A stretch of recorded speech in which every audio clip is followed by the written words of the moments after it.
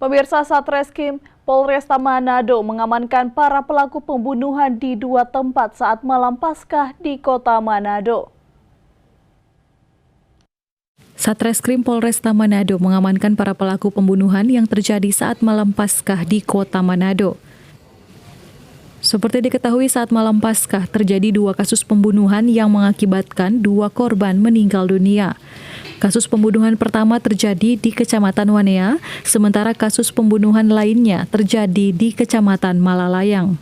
Kita akan melakukan press release yang terkait dengan TKP di Wanea, Wanea. Lebih tepatnya di belakang Gereja Betani, Kelurahan Wanea, lingkungan 1, Kecamatan Wanea, Kota Manado, pukul 19.00 WITA. Pada saat itu korban atas nama Kahar Kadir,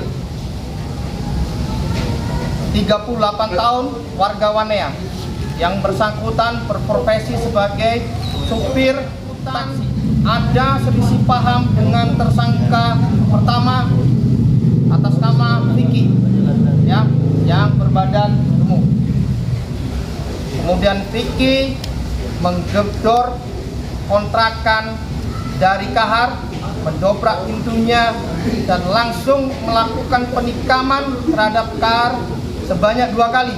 Saat menyampaikan press release, pihak Polresta juga mengimbau remaja atau ABG di kota Manado untuk tidak membawa sajam saat keluar rumah karena ada ancaman hukuman pidana yang bisa menjerat.